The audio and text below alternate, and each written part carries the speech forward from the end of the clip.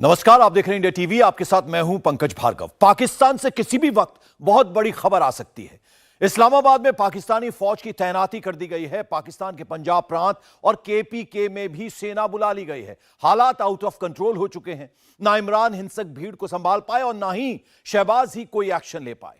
पाकिस्तानी फौज भी तमाशबीन बनी रही, जिसको जो मन में आ रहा है वो कर रहा है। इस वक्त पाकिस्तान के हालात बिल्कुल अफगानिस्तान, सीरिया, लीबिया और लेबनान जैसे हो गए हैं। और जब ऐसी सिचुएशन पैदा होती है तो वो मुल्क टूट जाते हैं। ऐसे देशों में सिविल वॉर यानी गृह युद्ध शुरू हो जाता है। इस वक्त जो पाकिस्तान में बैठे हैं वो भी यही कह रहे हैं, पाकिस्तान में कुछ भी हो सकता है। किसी भी समय पाकिस्तान पूरी तरह से टूट सकता है। पाकिस्तानी फौज ने भी अब कह दिया है 48 घंटों में जो कुछ भी हुआ वो पाकिस्तान का ब्लैक चैप्टर है और अब घर के भीतर सीधी लड़ाई होगी। ऐसी भी रिपोर्ट्स आ रही हैं कि रावलपिंडी में पाकिस्तानी फौज को रेडी रहने के लिए कह दिया गया है। पाकिस्तान में एक और नेता एलिमिनेट किया जा सकता है। पूरे पाकिस्तान में कर्फ्यू लग सकता है। यानी अगले कुछ घंटे बेहद क्रिटिकल हैं। पाकिस्तान में क्या होने वाला है और क्या हो सकता है, जरा इस रिपोर्ट से समझिए।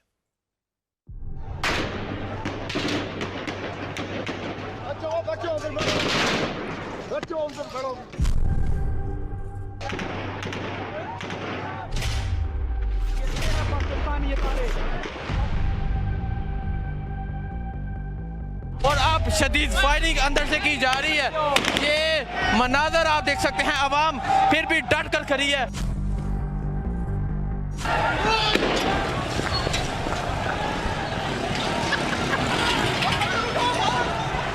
उतार दे, उतार दे, निकले आप, उतार दे, उतार दे, उतार दे, उतार दे, निकले माइक उतारे, आप निकल। हिंदुस्तान में चुनाव है, पाकिस्तान में जबरदस्त तनाव है। हम पीछे नहीं हटेंगे, ये हमको मारे धमकाए। हमारा मुल्क है, हमारा पाकिस्तान है, किसी का बाप का पाकिस्तान नहीं है।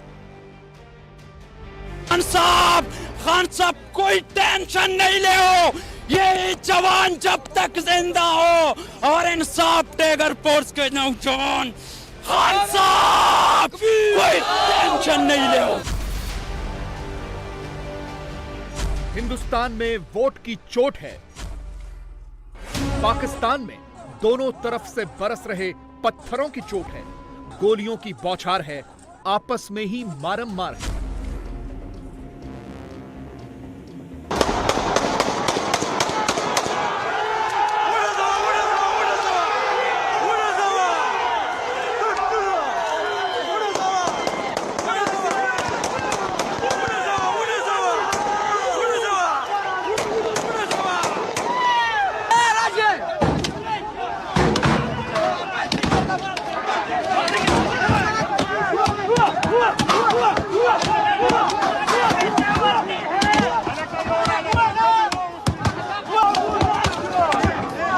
कमांडर हाउस के सामने कारकुनान हजारों की तादाद में जमा। पुलिस की शेयरिंग शुरू है, उसके बावजूद कारकुनान आगे जा रहे हैं।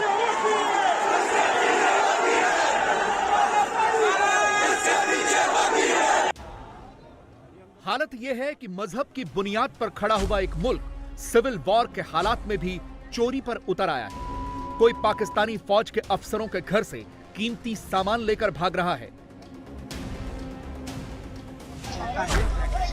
जिसे कुछ नहीं मिल पा रहा वो बागीचे से मोर उठाकर भाग रहा है। कहां से लिए? ये कोर कमांडर हाउस से लिए। अवाम का पैसा है जो उन्होंने चोरी किया था, वो हम अपना पैसा वापस लेके गए हैं। ये क्या चीज है? ये मोर है। कितने मोर लिए आपने? हमने एक ही मोर लिया। और जिसे मोर भी नसीब नहीं हो रहा वो आटे दाल को तरसते पाकिस्तान के फौजियों की फ्रिज से विदेशी स्ट्रॉबेरी निकालकर पेट भर रहा है। I got this frozen strawberry from Corps Commander's refrigerator, deep freezer. We are all enjoying it here. Look at this. ये क्या है? जिसे जो दिख रहा है, जहां जो मिल रहा है, लूट रहा है। इमरान के नाम पर हंगामा, कोरमा लूटने का बहाना, कोल्ड ड्रिंक की बॉटल्स लूट ली, टमाटो केचप लूट लिया, दही मिला वो ले लिया, आलू प्याज कुछ नहीं छोड़ा। बनाना रिपब्लिक शायद इसी को कहते हैं। अंकल ये इन डाकुओं का माल उठाया है। ये क्या है? इनको मैं कुत्तों आप उनका कोरमा ले आए? ये क्या लाए? नहीं, ये कोरमा और भिंडी ले आए हैं। आंटी आप क्या लेके जा रही है? नूडल्स, सैलड लेके जा रही हैं। ये क्या लेके जा रहे हो? क्या डाल रहे हो? Tomato ketchup? ये क्या है भाई? ये कहाँ से ली हुई है? ये नहीं दे सकते। ये क्या है? ये क्या है? ये फाल से भी लाए हैं आप? अंदर से लाए हैं? कहाँ से? किचन से लाए? ये कहाँ से उठाई और क्यों उठाई? ये मेरे टैक्स की चीज़ें थी और हमारे घर में रखी हुई थी। घर भी तो हमारा है और मैं अपने घर से चीज़ें लेकर आई हूँ। कुछ मैंने चीज़ें ली हैं वहाँ से। नाम क्या आपका? नाम आपके लिए जानना जरूरी है? हिंदुस्तान में डेमोक्रेसी खतरे में है का ढोल बजाने वालों को आज पाकिस्तान की तस्वीरें जरूर देखनी चाहिए। वो भी शुक्र मनाएंगे कि इंडिया में रहते हैं, पाकिस्तान में नहीं। 48 घंटों से पूरा का पूरा पाकिस्तान धुआं हो गया है। धू कर जलते रेडियो पाकिस्तान की बिल्डिंग की लेटेस्ट तस्वीर देख लीजिए। इमरान के समर्थकों ने पूरा का पूरा पाकिस्तान हाईजैक कर लिया है। खाने पीने का सामान तो छोड़िए, हथियारों की दुकानों से पिस्टल, AK-47 तरह तरह के हथियार लूट लिए गए हैं। अब मुकाबला पाकिस्तानी आर्मी बनाम इमरान की आर्मी के बीच है। दोनों में से कोई भी झुकने को रेडी नहीं है। तो क्या अब पाकिस्तान में एक बार फिर मार्शल लॉ के संकेत मिलने लगे हैं? लग तो ऐसा ही रहा है। यह फुटेज देखिए। पाकिस्तानी फौज कैसे घर में घुस कर महिलाओं को घसीट कर ले जा रही है। कोई देख न पाए इसके लिए खिड़की के पर्दे खिसका रही है।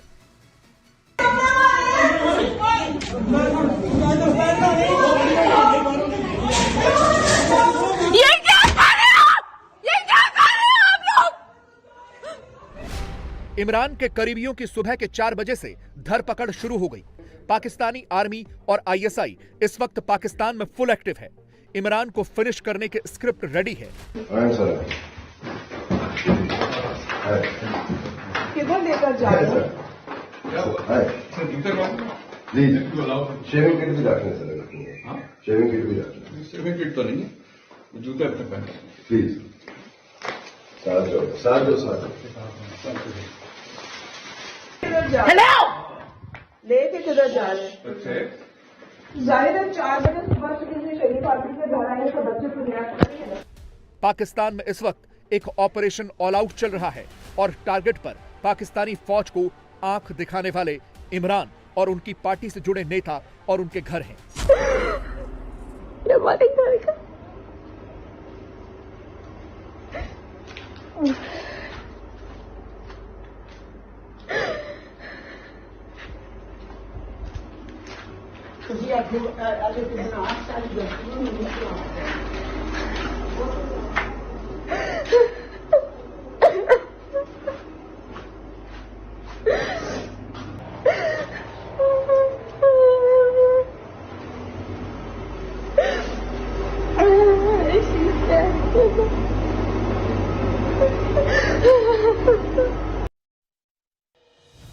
पाकिस्तान की करंट सिचुएशन यह है कि इमरान खान 8 दिन की रिमांड पर भेज दिए गए हैं। पूर्व विदेश मंत्री शाह महमूद कुरैशी गिरफ्तार हो चुके हैं। इमरान की पार्टी के जनरल सेक्रेटरी असद उमर गिरफ्तार हो चुके हैं। फवाद चौधरी पर भी शिकंजा कस चुका है। और यह सिर्फ शुरुआत है, अभी और गिरफ्तारियां होंगी। पाकिस्तान में तांडव रुकेगा नहीं, गोलियां बरसनी रुकेंगी नहीं।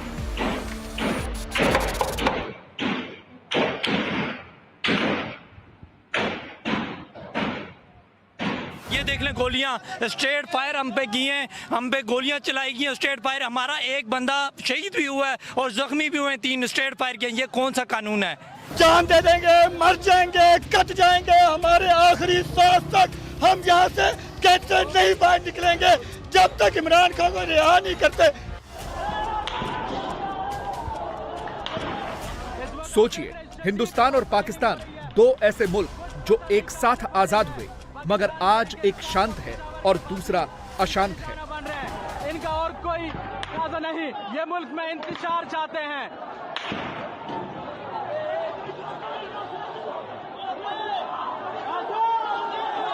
हिंदुस्तान तो सेक्युलर मुल्क बन गया, पाकिस्तान मजहबी का मजहबी रह गया। तस्वीरें इसकी गवाह हैं। इस वक्त पाकिस्तान में लड़ाई सिर्फ इमरान वर्सेस शहबाज की नहीं रह गई है। अब लड़ाई इमरान के समर्थक और पाकिस्तानी फौज के बीच शुरू हो गई है। रात के अंधेरे में फौज की गाड़ी दिखी नहीं, गाली गलौज, मारपीट, तू तड़ाक जैसी नौबत आ चुकी है।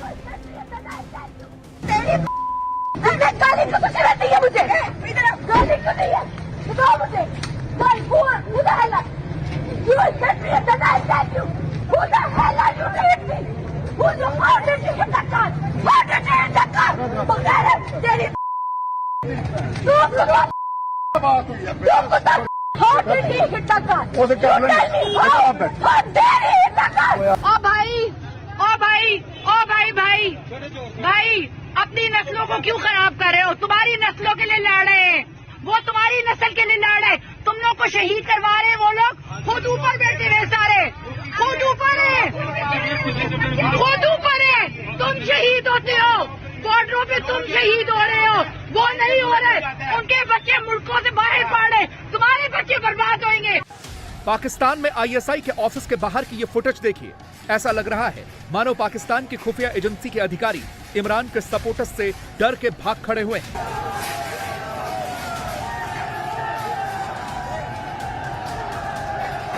जो आता है धमका कर चला जाता है और अब तो हालत ऐसी हो गई है कि पाकिस्तानी अवाम अपने ही मुल्क के फौजियों और पुलिस वालों को मारने की बातें कहने लगी है। पुलिस वालों के अंदर हड्डियां नहीं है, उन्हें गोली नहीं लगती, उन्हें डंडा नहीं लगता। लगना चाहिए। अगर हमें लग सकता है, हमें मारा जा सकता है, उन्हें नहीं मारा जा सकता, उन्हें नहीं मारा जा सकता है। ईंट का जवाब पत्थर से दो। पाकिस्तान के आवाम को कुचल दिया गया है। खुदा रा बाहर निकले, अपने अपने मोहल्ले में निकले, हर डिस्ट्रिक्ट में निकले। हम सब खान है, एक इमरान खान को अरेस्ट नहीं करे, हम पूरे पाकिस्तान जेल जाने के लिए तैयार है। इमरान खान जिंदाबाद, इमरान खान हम आपको अकेले नहीं छोड़ेंगे। अब हर घर से इमरान निकलेगा। अब किस किस को आप लोग गिरफ्तार करेंगे? आज पाकिस्तान की हार होगी, आज पाकिस्तान का आयन टूट गया। पाकिस्तान में कोई आयन नहीं, मगर ये याद रखें, जैसे इमरान ने हम जैसे लोगों को पहचान दी, इस पाकिस्तान के नाम पे मरना जीना सिखाया, हम इन्हें बताएंगे। आपने भुट्टो को नहीं उठाया, आपने भगोड़ा नवाज शरीफ को नहीं पकड़ा, आपने मेरे इमरान खान को पकड़ा। इस्लामाबाद जल रहा है, पेशावर जल रहा है, कराची, लाहौर, आप पाकिस्तान के किसी भी हिस्से का नाम ले लीजिए, कोई ऐसा इलाका नहीं है जहां हिंसा की आग न फैली हो, जहां पुलिस और पब्लिक के बीच सीधी लड़ाई न शुरू हुई हो। आपको नहीं लगता कि पाकिस्तान में खाना जंगी की सूरत हाल पैदा हो गई है? तो सूरत हाल तो ये इसलिए पैदा करते हैं, इनको पता है कि हमारी अभी मौत है, हम जेलों में जा रहे हैं। इनको पता है कि अभी इंसाफ के फैसले होने वाले हैं, पूरा कौम मुतहिद हो गया है। तो इन्होंने ये बुज़दिलाना कार्रवाई की, बेगैरतों वाला कार्रवाई की इन्होंने। खान साहब एक अजीम लीडर है, पूरा दुनिया उसको मानते हैं। हम मौत तक खान साहब के साथ खड़े, आखिर खून के कतरे तक हम पीछे नहीं हटेंगे। ये हमको मारे, धमकाए, कुछ भी करे, हमारे सीनों पर गोली भी चलाए, हम खान साहब के साथ खड़े। खान साहब को जब तक रिहा नहीं किया जाएगा, अब तो ये अभी आहिस्ता आहिस्ता लोग निकल गया, पूरा पाकिस्तान तब तक बंद होगा जब तक खान साहब रिहा नहीं होगा। हमारा पाकिस्तान की आर्मी है, इसमें कोई बुज़दिल होगा। हमारा मुल्क है, हमारा पाकिस्तान है, किसी का बाप का पाकिस्तान नहीं है। सर, हमारे पाकिस्तान का हमने हाल क्या कर दिया वो तो देखें। लोग डर गए, अपने घरों से बाहर नहीं निकल रहे। ये पीडीएम मैक्साचार इसकी जिम्मेवार है, और अमेरिका, इस्राइल, इंडिया इसकी जिम्मेवार है। पाकिस्तान, तुमने हमारे मुल्क में इस करप्ट डाकू चोरों को मुसल्लत किया है, तुम जिम्मेवार हो। अमेरिका, तुमने इनको मुसल्लत किया। ये चोर डाकू, इन चोरों डाकुओं को हम कभी नहीं माफ करेंगे। अब तो मौका आ गया है जंग का, किसी का बाप में हिम्मत है तो आओ दिखाओ। हम अभी नहीं छोड़ेंगे इस करप्ट डाकुओं को, लेकिन अभी भी खान साहब ने हमको पुरअमन एहतजाज का काल दिया है। अभी भी हम पुरअमन है, लेकिन खान साहब को कुछ भी हुआ फिर पुरअमन मुरअमन खत्म। 9 मई को पाकिस्तानी फौज के हेडक्वार्टर में जो कुछ भी हुआ उसके बाद पाकिस्तानी फौज का पहला और सबसे बड़ा रिएक्शन आ गया है। खबर पढ़ लीजिए। पाकिस्तानी सेना ने 9 मई को पाकिस्तान के इतिहास का ब्लैक डे डिक्लेयर कर दिया है। मैं इस वक्त कोर कमांडर हाउस के बिल्कुल सामने खड़ा हूं। मेरे अकब में पीटीआई के जो हजूम है, पूरे लोग यहाँ पे इकट्ठे हुए हैं। कोर कमांडर हाउस जो कायदे आजम की रेजिडेंसी कहा जाता है। अवाम ने अपना गुस्सा निकाला है, खान साहब को क्यों अरेस्ट किया, और उसके पीछे ये कहते हैं कि आर्मी कसूरवार है। ये जोगर है शहबाज शरीफ की फेवरेट डिश। लेकिन इस वक्त तो आपकी फेवरेट लग रही है। ये गाड़ियां देखें, इस वक्त सूरत हाल देखें, लोगों को फुल गुस्सा है। ये वो लग्जरी कार्स हैं जो आर्मी के लिए स्पेशल इंपोर्ट की जाती हैं। ये होंडा स्विक है, करोला है, और ये गाड़ियां आगे इंपोर्टेड गाड़ियां जो जिन्हें आग लगा दिया गया। ये गाड़ियों, सारी गाड़ियों को आग लगा दी है। ये क्या लेके जा रहे हैं? प्रिंटर लग रहा है। ये जी जनाब आर्मी हाउस से प्रिंटर लेके ये भाई जा रहे हैं। ये ऑफिस में आग लगी हुई है। यहाँ पे ये देखें, चेयर्स को आग लगा दी है आवाम ने। इस वक्त बहुत बुरा सूरत हाल है। आपको ये मनाजर दिखाता हूँ। कोर कमांडर हाउस पूरा जल चुका है, आग लग चुकी है। लोगों ने पूरा जला दिया कोर कमांडर हाउस को। ये वो है जिसके बारे में कहा जाता था कायदे आजम की ये रेजिडेंसी है, लेकिन आज इसको आग लगा दी है।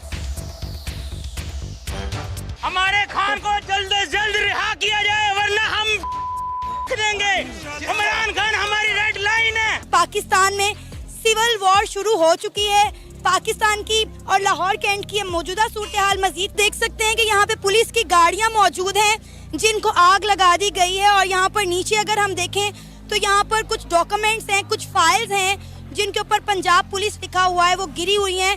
आप देख सकते हैं कि टायर्स तक गाड़ी के जल चुके हैं और गाड़ी के अंदर का तमाम मटीरियल जो है जल चुके हैं। इस वक्त यहाँ पर तीन गाड़ियाँ मौजूद हैं जिनको प्रॉपर जो है आग लगा दी गई है और गाड़ियों के अंदर कुछ भी नहीं बचा। यानी आईएसपीआर ने क्लियर कट इंडिकेशन दिया है, अब कुछ बड़ा होगा। शुरुआत हो चुकी है। इमरान की टॉप लीडरशिप को किडनैप करके फौज की गाड़ियों में भरा जाने लगा है। अलग अलग लोकेशंस पर इमरान की पार्टी के ऑफिस में रेड शुरू हो चुकी है। इस्लामाबाद में सेना बुलाई जा चुकी है। पाकिस्तान के पंजाब प्रांत में आर्मी को उतार दिया गया है। खैबर प्रांत में भी सेना बुला ली गई है। जल रहा है मेरा पाकिस्तान। अगर मेरा कैमरामैन दिखाए तो ये बिल्डिंग्स को आग लगा दी गई है। ये अगर उधर दिखाए तो वो देखें, पूरी बिल्डिंग अंदर से जल रही है। पूरी बिल्डिंग अंदर से जल रही है। खुदारा मैं हाथ जोड़ रहा हूँ, ये ना करें। अगर मैं आगे आऊँ तो ये देखें कि ये पूरी बिल्डिंग अंदर से भी जल रही है, अंदर से जल रही है और पूरी बिल्डिंग को आग लगा दी गई है। मुझे खून के आंसू आ रहे हैं कि हम अपना नुकसान क्यों कर रहे हैं। धुआं ही धुआं है। अगर ये मेरा कैमरामैन ऊपर से दिखाए तो ये पूरी बिल्डिंग जल रही है और ये कभी भी किसी वक्त भी गिर सकती है। थोड़ा सा आगे आ जाए, ये कभी भी किसी वक्त भी गिर सकती है। पूरा पाकिस्तान को जला के राख कर रहे हैं। ये चीज़ गलत हो रही है, इस चीज़ को रोकें। देखें, ये देखें, यहाँ पे ये हर चीज़ जल गई है, ये हर चीज़ जल गई है। पाकिस्तानी मीडिया सूत्रों के हवाले से यह खबर दे रही है कि इमरान खान की पार्टी पीटीआई को टेररिस्ट ग्रुप डिक्लेयर करने का पेपर वर्क शुरू हो चुका है। किसी भी वक्त बड़ी खबर आ सकती है। पाकिस्तानी फौज ने कहा है कि अब अगर आर्मी पर हमला हुआ, मिलिट्री साइट्स को टारगेट किया गया तो किसी को छोड़ा नहीं जाएगा, सख्ती से निपटा जाएगा।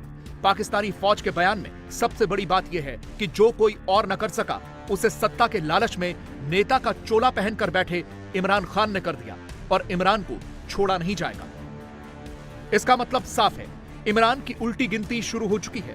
पाकिस्तान में एक और पॉलिटिकल असैसिनेशन के हालात पैदा होने लगे हैं और उसकी वजह बने हैं खुद इमरान खान के सपोर्टर्स। ये देखें, वो फायर ब्रिगेड पे भी अभी अटैक हो गया है। फायर ब्रिगेड पे अटैक हो गया है। फायर ब्रिगेड पे अटैक हो गया। पाकिस्तानियों ने, अवाम ने फायर ब्रिगेड को अटैक कर दिया है। भाई खुदा का वास्ता है, ना करो भाई खुदा का वास्ता है, ना करो, आने दो उनको, आग बुझाने दो उनको। ये तोड़ा जा रहा है, रेस्क्यू 1122 को तोड़ा जा रहा है। ये देखिए, ये मामलात हो चुके हैं। पूरा पाकिस्तान बाहर आ गया है। अभी इमरान खान साहब को रिलीज किया जाए। पे उन्होंने 6 लोग मार दिए।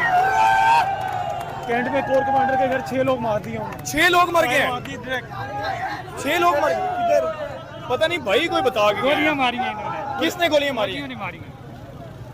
मामलात बड़े ज्यादा खराब हो चुके हैं, समझ नहीं आ रही कौन क्या कह रहा है, किधर क्या हो रहा है।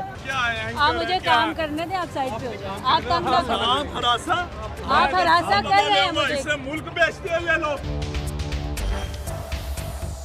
नाज़रीन, हम लोग यहाँ पे कवरेज के लिए आए हैं और यहाँ पे लोग हरासा कर रहे हैं।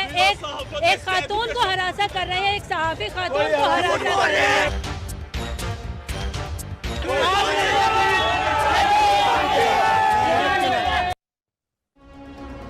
जिन लोगों को हिंदुस्तान में लोकतंत्र खतरे में दिखता है, जो डेमोक्रेसी इंडेक्स दिखा दिखाकर मोदी पर अटैक करते हैं, 2047 में भारत को इस्लामिक राष्ट्र बनाने वालों की वकालत करते हैं, ये वही लोग हैं जो 24 में मोदी को हटाना चाहते हैं। पाकिस्तान की फोटो फिट करके ये नैरेटिव देते हैं कि जो पाकिस्तान में हुआ 24 में वैसा ही इंडिया में होगा। जो कभी तालिबान तो कभी पाकिस्तान का नाम फिट करके देश के भीतर मोदी पर अटैक करते हैं, आज उन्हें भी पाकिस्तान की तस्वीरें देख लेनी चाहिए। थोड़ी मर्यादा रखनी चाहिए, थोड़ी शर्म रखनी चाहिए। मोदी से नफरत के चक्कर में पाकिस्तान का जाप करना उन्हें भारी पड़ेगा, उन्हें फायदा नहीं नुकसान ही होगा, क्योंकि जो पाकिस्तान में हुआ वो हिंदुस्तान में कभी नहीं होगा, हिंदुस्तानी कभी नहीं होने देंगे। और इधर 2024 से पहले सियासत बदलने के संकेत मिलने लगे हैं। मोदी विरोधी सारे नेता कर्नाटक चुनाव का इंतजार कर रहे थे। एग्जिट पोल से जो रुझान मिले हैं उससे लगता है कि दक्षिण भारत में बीजेपी को बड़ा झटका लग रहा है। कर्नाटक को दक्षिण का द्वार कहा जाता है और उस द्वार पर बीजेपी के लिए रोड ब्लॉक आ गया है। अब सभी विपक्षी पार्टियां कांग्रेस से हाथ मिलाने की कोशिश कर सकती हैं, मगर याद रखना होगा कि इसी साल 3 बड़े हिंदी भाषी राज्यों के चुनाव बाकी हैं, राजस्थान, मध्य प्रदेश और छत्तीसगढ़। इसी साल दक्षिण के भी एक और राज्य तेलंगाना में चुनाव है। तेलंगाना में बीजेपी को पहले से ज्यादा मेहनत करनी होगी। कांग्रेस कर्नाटक में सरकार तो बना सकती है, लेकिन मार्जिन बहुत कम होगा। इसलिए आलाकमान को अगले 5 साल बहुत संभल कर चलना होगा। सबसे पहले तो मुख्यमंत्री सही से चुनना होगा। अगर यहां मुख्यमंत्री बनाने में कांग्रेस ने गलती की तो वही होगा जो मध्य प्रदेश और राजस्थान में दिख चुका है। एक राज्य में सरकार गिर गई है और दूसरे राज्य में कांग्रेस की धुकधुकी बड़ी रहती है। बीजेपी के लिए मैसेज यही है कि हर राज्य में कद्दावर रीजनल लीडर प्रोजेक्ट करना पड़ेगा। अगर स्टेट गवर्नमेंट में मजबूत लीडरशिप नहीं हुई तो हर राज्य में उत्तर प्रदेश जैसा रिजल्ट नहीं दोहराया जा सकता। येदियुरप्पा का दावा है सरकार फिर से आएगी, बीजेपी 130 से 135 सीट लाएगी। सिद्धारमैया का और भी बड़ा दावा है सरकार कांग्रेस की आएगी, कम से कम 150 सीट पाएगी। बसवराज बोम्मई का दावा है सरकार तो हम ही बनाएंगे, रिकॉर्ड तोड़ सीट लाएंगे। डीके शिवकुमार का दावा है बीजेपी को हटाएंगे, कम से कम 141 सीट पाएंगे। सदानंद गौड़ा का दावा है मोदी का मैजिक है, 136 सीट तो पक्की है। खड़गे का दावा है 130 से 135 सीट लाएंगे, बीजेपी को बाहर का रास्ता दिखाएंगे। कुमार स्वामी का अपना दावा है न बीजेपी न Congress, king maker JDS. In Karnataka, we are going to win minimum 130 to 135 seats. That is my. Congress party would get 130 plus seats. BJP is going to win record seats. We will get absolute majority. That is also more than 125-130 seats. हम करीब 130-35 के ऊपर जाना। बड़े बड़े दावे किए गए, बड़े बड़े वादे किए गए, बड़े बड़े मुद्दे उछाले गए। बजरंग दल बैन, बजरंग बली की जय। ಮೋದಿ ಅಂದ್ರೆ ಈ ವಿಷದ ಹಾವಿದ್ದಂಗೆ। फाइनल वोटिंग हो गई, ईवीएम लॉक हो गया, सब हो गया। इलेक्शन के दिन पब्लिक ने किसका सिलेक्शन किया, किसकी बड़ी टेंशन, पब्लिक का किधर रहा अटेंशन। 13 मई को क्या होगा? मोदी की पार्टी इतिहास बनाएगी या राहुल की पार्टी की सरकार आएगी? सबसे बड़ा रोड शो, सबसे ज्यादा वक्त मोदी ने ग्रेटर बेंगलुरु में दिया। 2 दिन में 2 बार 26 किलोमीटर और 10 किलोमीटर का मोदी ने रोड शो किया। लेकिन ग्रेटर बेंगलुरु की पब्लिक ने वोटिंग वाले दिन मैंडेट किसको दिया? ग्रेटर बेंगलुरु राजधानी क्षेत्र के 5 जिलों को मिलाकर कुल 32 विधानसभा की सीटें हैं और इनमें शहरी इलाका भी है और ग्रामीण इलाका भी है और यहां की 32 सीटों में से 13 से 15 सीटें बीजेपी जीत सकती है। ये 3 सीटों का इजाफा होगा 2018 की तुलना में। कांग्रेस पार्टी 16 से 18 सीटें जीत सकती है। ये लगभग वही है जो 2018 में मिला था भारतीय जनता पार्टी को। जेडीएस 1 से 2 सीटें जीतने की इस वक्त परिस्थिति में हमें दिखाई दे रही है। ये 3 सीटों का नुकसान होगा जेडीएस के लिए 2018 की तुलना में और अन्य शून्य पर, जो पहले था वहीं पर। तो बीजेपी के लिए ग्रेटर बेंगलुरु रीजन में अच्छी खबर है, वो 3 सीटों तक ज्यादा हासिल कर सकती है पिछली बार की बनिस्बत। कांग्रेस पार्टी पिछली बार जहां थी यानी 16 से 18, इसमें हम आपको एक रेंज दे रहे हैं, 16 से 18 सीटें हासिल कर सकती है। कमोबेश वही परिस्थिति जो 2018 में उसके लिए थी और जेडीएस को 3 सीटों का नुकसान वहां पर होता हुआ दिखाई दे रहा है। कांग्रेस ने बम्बई सरकार के भ्रष्टाचार को बड़ा मुद्दा बनाया था। महंगाई पर कांग्रेस के नेता गांव-गांव घूम रहे थे।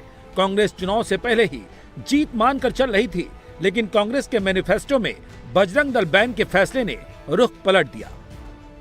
मोदी बजरंग बली लेकर कूद पड़े। बजरंग बली की, बजरंग बली की, बजरंग बली की, बजरंग बली की। अग्रेसिव प्रचार किया, बजरंग बली का नाम लिया और कांग्रेस पर जमकर प्रहार किया। 7 दिन 19 रैलियां, 6 रोड शो किए, जिसका फायदा ग्रेटर बेंगलुरु में तो नजर आया, लेकिन क्या तटीय कर्नाटक में भी बजरंग बाण काम किया? जहां 19 सीटें हैं, पिछले चुनाव में बीजेपी ने यहां की 19 सीटों में से 16 सीटें जीती थी। आपके सामने तटीय कर्नाटक के 19 सीटों के नतीजे आ रहे हैं। अब बीजेपी यहां पर 15 से 17 सीटें जीत सकती है और अपनी 2018 की परफॉर्मेंस को रिपीट कर सकती है।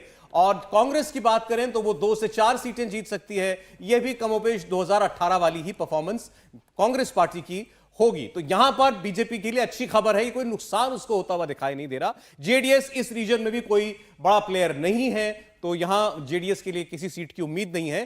तो बीजेपी अपनी परफॉर्मेंस होल्ड कर सकती है, 2018 की परफॉर्मेंस को रिपीट कर सकती है एक बार फिर। तटीय कर्नाटक की इन 19 सीटों में तो भाजपा के लिए राहत की खबर है कि इस इलाके में उसे कोई नुकसान नहीं होता हुआ कम से कम दिखाई दे रहा। 15 से 17 सीटें, 19 में से 15 से 17 सीटें भारतीय जनता पार्टी जीत सकती है और 2 से 4 सीटें कांग्रेस पार्टी को मिलती हुई हमें दिखाई दे रही हैं। एग्जिट पोल के जो नतीजे दिख रहे हैं, उसके हिसाब से बीजेपी ने अपने पुराने गढ़ को तो बचा लिया। एक हिस्से में धर्मयुद्ध तो जीत गए, लेकिन क्या मोदी का ये जादू दूसरे हिस्सों में भी चला? क्योंकि जैसे ही मोदी ने बजरंग बली किया, कांग्रेस नेताओं ने भी काउंटर शुरू किया। मोर्चा गांधी परिवार ने संभाला, अग्रेसिव प्रचार का जवाब अग्रेसिव तरीके से दिया। कर्नाटक में सोनिया गांधी ने चुनाव प्रचार किया, बस एक रैली हुबली में की। प्रियंका गांधी वाड्रा ने 35 चुनावी प्रोग्राम किए। कर्नाटक में राहुल गांधी ने 22 रैलियां, 8 पब्लिक मीटिंग और 6 रोड शो किए। मोदी ने जमकर भीड़ जुटाई, राहुल प्रियंका के साथ भी भीड़ आई, लेकिन ये वोट कितना लेकर आई? क्या मोदी का चेहरा, बजरंग बली का दांव, डबल इंजन का जुमला, मुस्लिम आरक्षण खत्म करने का फैसला आगे रह गया? मुस्लिम और महंगाई और भ्रष्टाचार का मुद्दा पीछे चला गया? हैदराबाद कर्नाटक जहां 40 सीटें हैं, मोदी ने इस इलाके में भी रैली की। कांग्रेस को भी यहां से बड़ी उम्मीदें हैं। हैदराबाद कर्नाटक ने किसको पोल किया? 21 से 25 दिखाई देता है और कांग्रेस पार्टी जो है 49 सीटों तक जीत सकती है। आपके सामने हैदराबाद कर्नाटक की 40 सीटों का एग्जिट पोल का नतीजा है। बीजेपी को 6 सीटों का नुकसान, 8 से 10 पर सिमट सकती है। कांग्रेस पार्टी को 8 सीटों का फायदा, 27 से 31, और जेडीएस को भी 3 सीटों का नुकसान, 0 से 2। बीजेपी को 6 सीटों का नुकसान, माफ कीजिएगा मैंने शायद 8 बोल दिया था। ओल्ड मैसूर पॉलिटिकली कर्नाटक का सबसे हॉट इलाका, वोकालिंगा का गढ़, देवगौड़ा फैमिली का किला है ये। कर्नाटक में कहा जाता है जो ओल्ड मैसूर जीतेगा वही राज्य पर शासन करेगा। कांग्रेस को यहां पर बम्पर फायदा, 30 से 34 सीटें कांग्रेस पार्टी को मिल सकती हैं। 14 सीटों का फायदा 2018 की तुलना में। भारतीय जनता पार्टी को 5 सीटों का नुकसान हो सकता है। 9 से 11 सीटें बीजेपी जीत सकती है और जेडीएस को भी जबरदस्त नुकसान, 18 से 22 सीटें मिल सकती हैं कुमारस्वामी की पार्टी को। अन्य को भी 2 सीटों का नुकसान होता हुआ दिखाई दे रहा है। एग्जिट पोल के नतीजे अगर सही निकले तो बीजेपी के लिए ये चिंतन का विषय है, क्योंकि ओल्ड मैसूर में मुस्लिम वोट एक तरफ चला गया। जेडीएस और बीजेपी का वोट खुलकर कांग्रेस को पड़ा। बीजेपी को जहां जबरदस्त नुकसान हुआ, वहीं कांग्रेस ने अपने गढ़ को और मजबूत किया और जेडीएस को कमजोर किया। लेकिन ये हुआ कैसे? ओल्ड मैसूर में जेडीएस को वोकलिंगा वोट देते हैं, मुसलमानों का भी वोट मिलता रहा है। क्या बजरंगबली के मुद्दे ने मुसलमानों के वोट को एक तरफा कांग्रेस की तरफ कर दिया और वोकलिंगा का वोट बढ़ गया? एग्जिट पोल में वोकलिंगा ने और मुसलमानों ने किसको कितना वोट किया, वो देखते हैं। कि उसका जो ब्रॉड एक रुझान है वो जेडीएस की तरफ रहा है और अभी भी है। 53% तक जेडीएस को वोकलिंगा वोट मिल सकता है, 22% कांग्रेस को, 17% बीजेपी को, अन्य को 8%। मुस्लिम वोट किधर जा रहा है? देखिए 82% तक मुस्लिम वोट कांग्रेस पार्टी को मिलता हुआ हमें दिखाई दे रहा है इस चुनाव में। जेडीएस को सिर्फ 10%, अन्य को 6%, बीजेपी को सिर्फ 2% वोट। तो 82%, 82% मुस्लिम वोट कांग्रेस पार्टी को साफ मिलता हुआ दिखाई दे रहा है। दोनों आंकड़े बता रहे हैं कि वोकलिंगा वोट बटा है, जबकि मुसलमानों का वोट एक तरफा कांग्रेस को पड़ा है। इसीलिए कांग्रेस का आंकड़ा भी बढ़ा है। कांग्रेस नेता सिद्धरमैया कुर्बा जाति से आते हैं। एग्जिट पोल बता रहा है कि कुर्बा ने कांग्रेस पर भरोसा किया और दलितों का वोट बीजेपी कांग्रेस में बराबर बराबर बढ़ गया। मतलब जाति युद्ध में भी बीजेपी को नुकसान हुआ, चाहे वो किलिंगा हो या फिर कुर्बा। जहां जहां इनका गढ़ था वहां वहां कांग्रेस को फायदा मिला। मध्य कर्नाटक में 21 सीट है। 2018 के चुनाव में ये बीजेपी का गढ़ था। यहां से बीजेपी ने 21 में से 17 सीटें जीती थी। मध्य कर्नाटक के 3 जिलों चित्रदुर्ग, दावणगेरे और शिवमोगा में विधानसभा की 21 सीटें हैं और इन 21 सीटों में से हमारे सर्वे के मुताबिक बीजेपी 13 सीटें जीत सकती है, 4 सीटों का नुकसान। कांग्रेस पार्टी 8 सीटें जीत सकती है, सीधे 4 सीटों का फायदा उसको। जेडीएस पिछली बार भी यहां कोई सीट नहीं जीत पाई थी, इस बार भी कोई सीट नहीं जीत पाएगी, अन्य की तरह ही। मध्य कर्नाटक में सीधा सीधा नुकसान बीजेपी को हुआ। शिवमोगा के लोग ऑपरेशन कावेरी के तहत सूडान से लाए गए थे। मोदी सरकार की तरफ से मैसेज देने की कोशिश की गई थी, लेकिन नतीजे बता रहे हैं कि एंटी इनकम्बेंसी हावी रही। बीजेपी को सबसे ज्यादा भरोसा लिंगायत वोट से था। एग्जिट पोल में बीजेपी पिछड़ रही है, तो क्या उसकी वजह सिर्फ जातियां हैं? लिंगायतों ने मोदी पर कितना भरोसा किया? लिंगायत वोट की बात हुई तो देखिए 70% तक ये वोट बीजेपी की ओर जाता हुआ हमें दिखाई दे रहा है। 19% तक कांग्रेस पार्टी की ओर लिंगायत वोट झुक सकता है, 4% जेडीएस की ओर। ओपिनियन पोल हमने किया था कुछ दिन पहले तक, तो ये 75% था आंकड़ा। एग्जिट पोल में 70% के करीब आया है, अन्य के बीच 7% डिवाइड हो सकता है। लिंगायतों ने तो मुंबई और येदियुरप्पा की सरकार पर पूरा भरोसा दिखाया, लेकिन नतीजे बता रहे हैं कि बीजेपी वोकलिंगा और कुर्बा जातियों को पाले में नहीं ला पाई। बीजेपी को बॉम्बे कर्नाटक से भी उम्मीद है। 50 सीटें हैं यहां। महाराष्ट्र से लगता इलाका है जहां प्रचार करने के लिए देवेंद्र फडणवीस बुलाए गए। यहां योगी आदित्यनाथ और शिवराज सिंह चौहान ने भी प्रचार किया। इस रीजन में अमित शाह, राजनाथ सिंह और जेपी नड्डा ने भी दर्जनों रैलियां और रोड शो किए। ट्रेडिशनली ये बीजेपी का मजबूत गढ़ है, लेकिन इस बार यहां क्या होगा? एग्जिट पोल का जो आंकड़ा है देखिए आपके सामने है। अगर हम बॉम्बे कर्नाटक की बात करें तो 26 से 30 सीटें बीजेपी को मिल सकती हैं और इस रीजन में भी बीजेपी को 2 सीटों का नुकसान हो सकता है। कांग्रेस की अगर बात करें तो 20 से 24 सीटें कांग्रेस को मिल सकती हैं।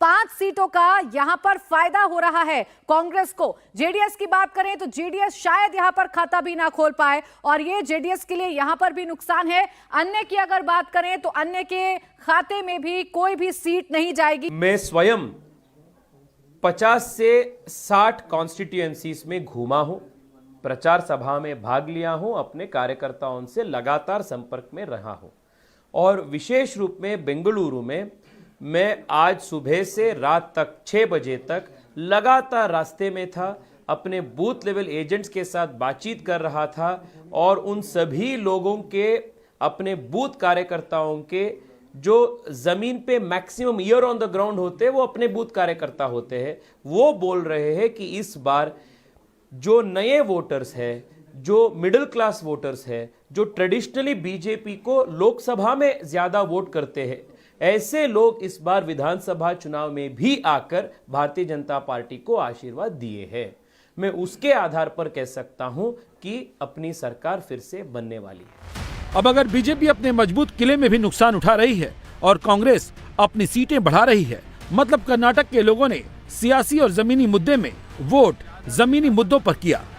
सिमटता दिखाई दे रहा है हमको कांग्रेस बीजेपी का आंकड़ा, ये पिछली बार की तुलना में 19 सीटें कम है, 104 सीटों पर थी भारतीय जनता पार्टी।